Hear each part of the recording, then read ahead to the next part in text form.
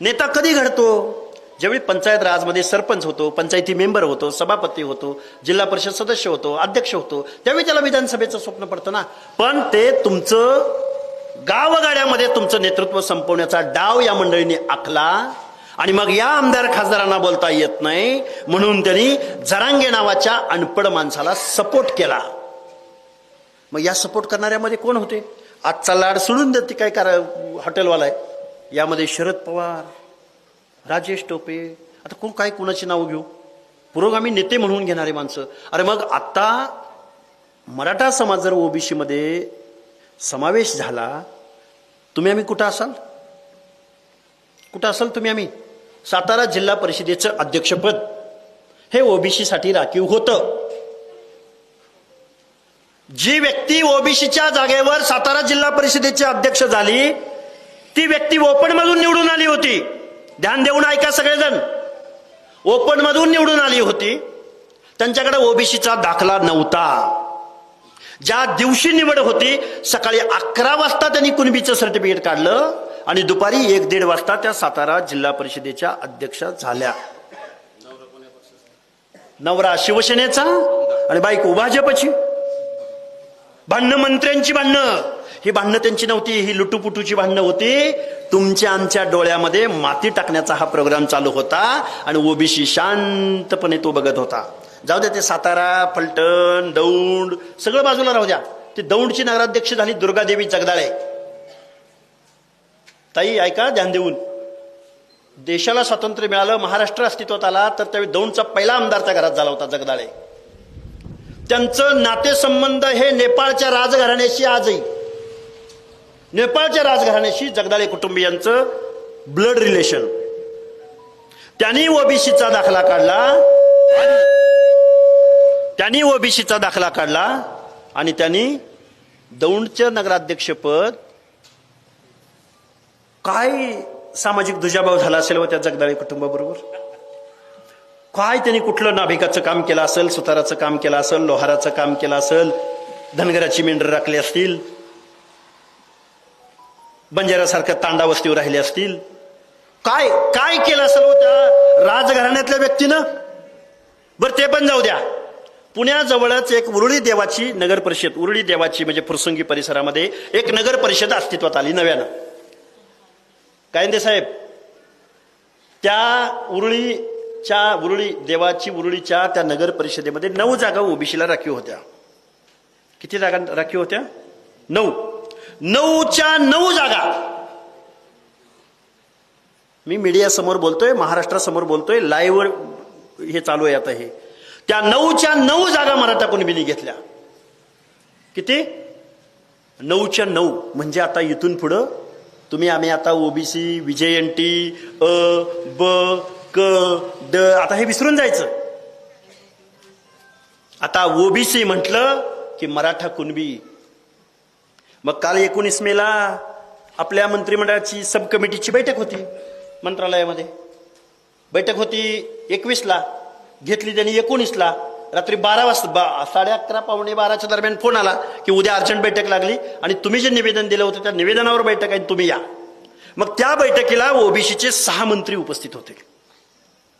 माननीय भुजबळ साहेब उपस्थित होते, अध्यक्ष बावनकुळे साहेब उपस्थित होते, त्या बैठकीला गणेशजी नाईक उपस्थित होते, त्या बैठकीला आपले संजय राठोडजी उपस्थित होते, त्या बैठकीला गुलाबराव पाटील उपस्थित होते, त्या बैठकीला अतुलजी सावी उपस्थित होते. 6 मंत्रिमंडळातले कॅबिनेट मेंबर उपस्थित होते आणि 100 ते 150 अधिकारी उपस्थित होते. जिथं कॅबिनेट झाली तिथंच आमची सब कमिटीची बैठक झाली.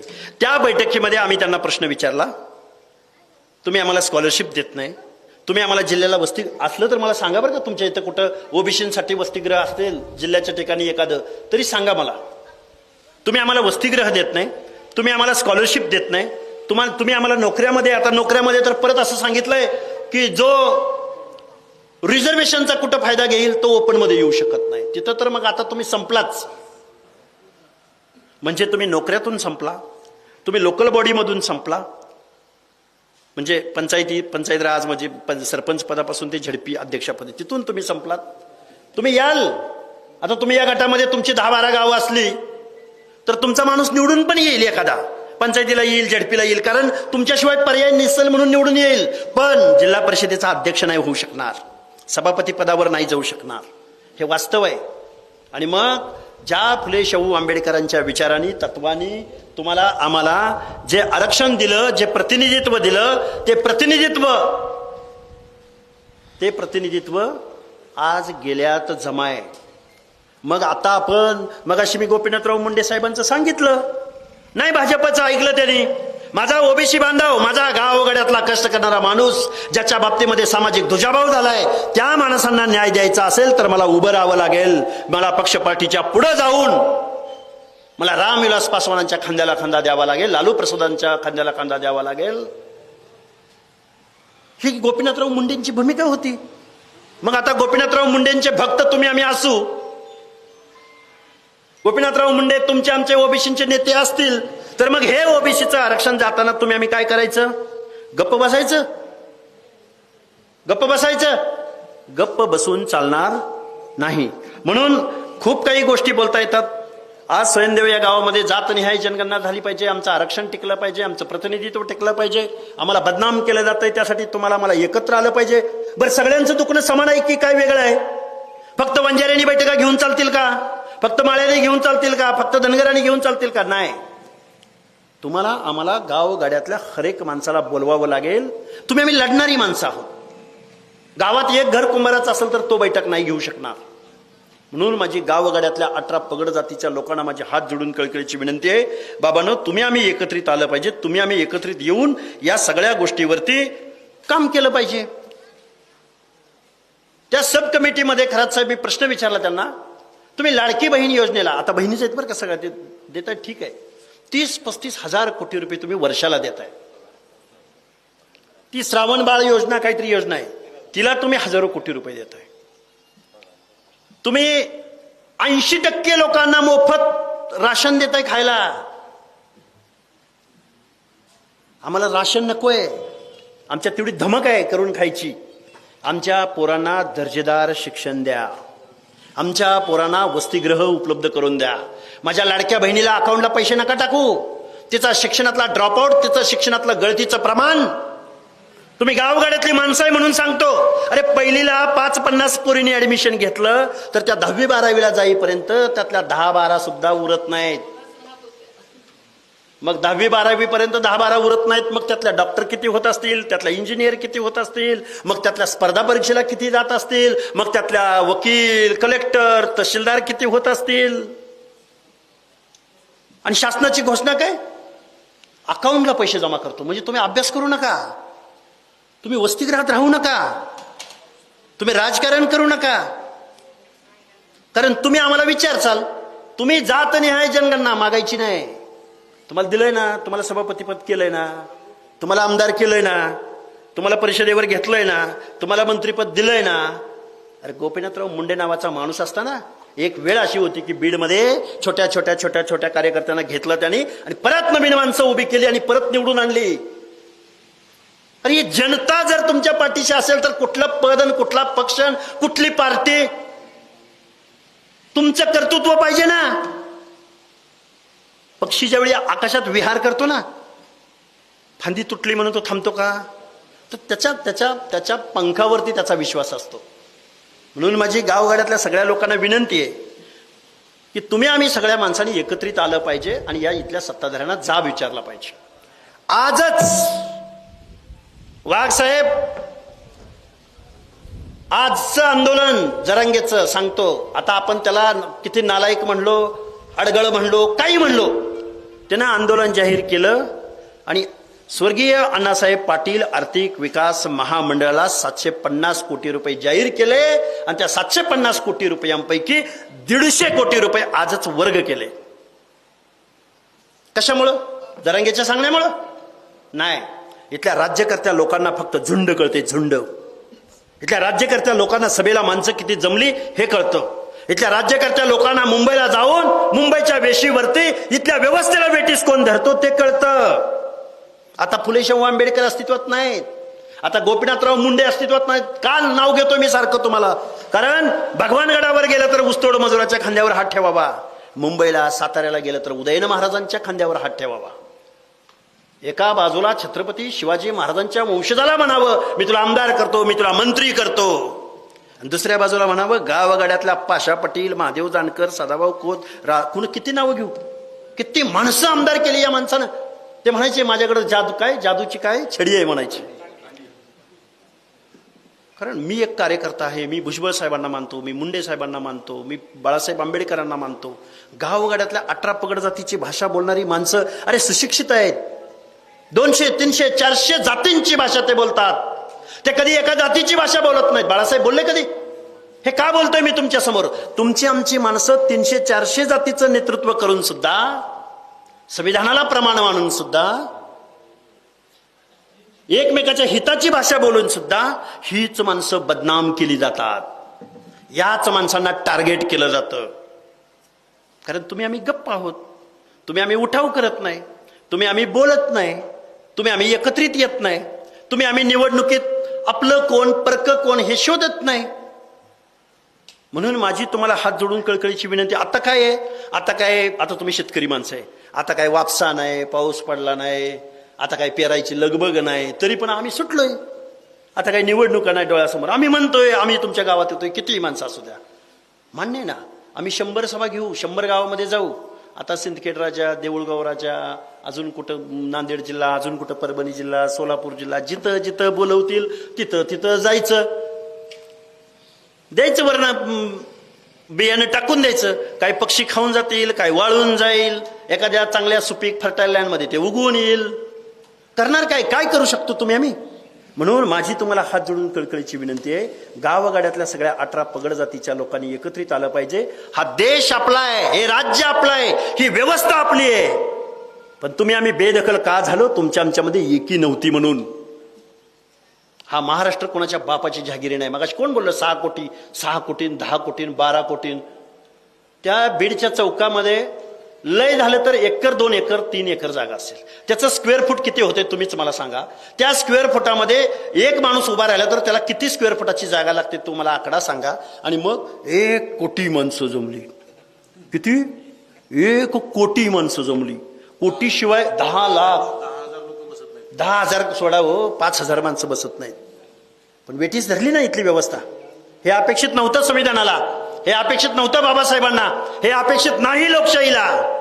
मगाशी कोणतरी बोललं की इकडे कुणबी सगळे ओबीसी मध्ये आहेत. आता मी तुम्हाला सांगतो, समजावून सांगतोय, जबाबदारीने बोलतोय, वास्तव बोलतोय, लोकशाही संविधानाला काय अपेक्षित होतं ते बोलतोय.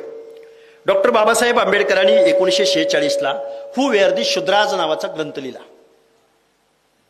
आणि त्या ग्रंथाच्या प्रस्तावनेमध्ये, त्या ग्रंथामध्ये उल्लेख केला की कास्ट वाईज सेन्सस झाला पाहिजे, जातनिहाय जनगणना झाली पाहिजे. ती जातनिहाय जनगणना का झाली पाहिजे हे पण मी तुम्हाला सांगतो, अगदी थोडक्यात अपिलिंग भाषेमध्ये सांगतो. हू वेअर दी शूद्राज मध्ये बाबासाहेबांनी 1946ला मागणी केली. सातासमुद्रा पलीकडून आलेल्या इंग्रजांनी इथं जातनिहाय जनगणना केली. 1870ला केली, 71ला केली, 1881ला केली, 1891ला केली, 1901ला झाली, 1911ला झाली, 1921ला झाली, 1931ला झाली. आणि तिथून पुढं जातनिहाय जनगणना झाली नाही. आणि त्या जर इंग्रजांनी जातनिहाय जनगणना केल्या नसत्या तर जरांगे आज 6 कोटी म्हणतोय ना, तो म्हणला असता 8 कोटी मराठी आहेत, 10 कोटी मराठी आहेत, 2च कोटी ही बाकीची माणसं आहेत. म्हणजे सातासमुद्रा पलीकडून आलेल्या माणसांनी, आता जरा इसकटून सांगतो, वेळ आहे ना तुम्हाला 5-10 मिनिटं. तिकडून आलेल्या माणसांनी तुमची इंच न इंच जमीन मोजली, तुम्हाला सज्जा दिला, तुम्हाला काय ते इंडियन पिनल कोड दिला, पोस्ट ऑफिस दिलं, तुम्हाला वाचायला लिहायला शिकवलं, तुम्हाला माणसात आणलं, तुम्हाला माणूस म्हणून जगलं पाहिजे हे सांगितलं, महिलांना हक्क अधिकार देण्याचा प्रयत्न केला. रिझर्वेशन कुणाची भावना आहे? गोलमेज परिषदा काय होत्या, सायमन परिषदा काय होत्या, त्या प्रत्येक परिषदेमध्ये जाऊन तुमची आमची बाजू कोणी मांडली तर डॉक्टर बाबासाहेब आंबेडकरांनी मांडली. नाही तुम्ही आम्ही बाबासाहेबांना समजून घेऊ शकलो. इथली बहुजन जनता, 80% लोकांचा कॉन्सेप्ट महामानव काशीरामजींनी महाराष्ट्रात पहिल्यांदा मांडला. फुले शाहू आंबेडकर महाराष्ट्रात जन्माला आलेत तर सगळ्यात पहिल्यांदा परिवर्तन कुठं होईल तर महाराष्ट्रात होईल. नाही तुम्ही आम्ही समजून घेतलं त्यांना. कारण तुम्ही आम्ही इथल्या कारखानदारांच्या, वतनदारांच्या, जागीरदारांच्या सावलीच्या बाहेर जाऊच शकत नाही. दादा आलतं आमच्या पोत्यावर बसलं होतं, बाबा आलतं आमच्या लग्नात खांद्यावर हात ठेवला, काका आलतं त्यांनी मला सरपंच केलं.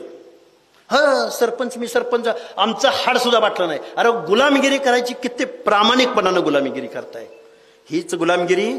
हे काय का सांगतोय मी तुमच्या समोर? गावच्या ग्रामपंचायतीच्या कार्यालयात तुमच्या आमच्या हिताचा कायदा लिहिला जात नाही. वाघ साहेब, जिल्हा परिषदेमध्ये तुमच्या आमच्या हिताचा कायदा लिहिला जात नाही. ग्रामपंचायतीत फार तर रस्ता कर, दिवाबत्ती कर, पत्र उडालंय शाळेचं, पत्र बसव. ज्या मुंबईच्या राजधानीमध्ये तुमच्या आमच्या खिशातनं जे पैसे गोळा होतात ती तिजोरी त्या मुंबईच्या विधान भवनामध्ये ठेवली, मंत्रालयामध्ये ठेवली. तिथून ठरतंय की कुणाला किती पैसे द्यायचे. जरांगेंनी आंदोलन केलं, 750 कोटींची देवेंद्र फडणवीस साहेबांनी घोषणा केली. तुमच्या पोरांना स्कॉलरशिप मिळत नाही, तुम्हाला वसतिगृह मिळत नाही, महाज्योतीला निधी मिळत नाही. कोर्ट म्हणतोय नक्की यांची संख्या किती आहे, ओबीसीची संख्या किती आहे. कुठलीही केस कोर्टात अडकू द्या, यांचा इम्पेरिकल डेटा कुठं आहे? शब्द परत ध्यानात घ्या. इम्पेरिकल इम्पेरिकल इम्पेरिकल कुठं आहे? कोण किती आहेत? कुठल्या जिल्ह्यात, कुठल्या तालुक्यात कोण काय आहे? तुम्हाला कळूच दिलं नाही तुम्ही किती आहेत आणि काय आहात. नाही कळू दिलं. मग जर तुमची संख्या तुम्हाला कळत नसेल, तुम्हाला बजेट कोण देईल? पारद्याची घरं या महाराष्ट्रात किती आहेत हे जोपर्यंत कळणार नाही तोपर्यंत पारद्याला 1 गुंठा जागा मिळणार नाही, त्याला घर मिळणार नाही, त्याची लेकरं शाळेत जाणार नाहीत. कारण त्यांना माहीतच नाही की महाराष्ट्रात पारधी किती राहतात, गिरी गोसावी किती राहतात, नाथपंथी डवरी गोसावी किती राहतात. गावगाड्यामधला आता तुम्ही आम्ही तर गावगाड्यात जागा तर करून थांबलोय. तुमची आमची लेकरं कुठंतरी शिकतायत. तरी मगाशी कोणीतरी सांगितलं की आपला आजोबा कलेक्टर असला तर त्याचा नातू बितू कुठेतरी बाग बेग नाही तर ट्रॅक्टर चालवायला लागलेला असेल. कारण आता अरे स्वातंत्र्य मिळालं, लोकांची भावना होती एकमेकाला इज्जत द्यायची. अरे गावातला एक बेरडाचा वेशीवरचा नायकाचा माणूस आहे, त्याला आपल्याला न्याय द्यायचा आहे, ही भावना त्यावेळेच्या राज्यकर्त्यांची होती. आत्ताच्या लोकांची भावना आहे तुम्ही लय खाल्लंय, आता आम्हाला खाऊ द्या.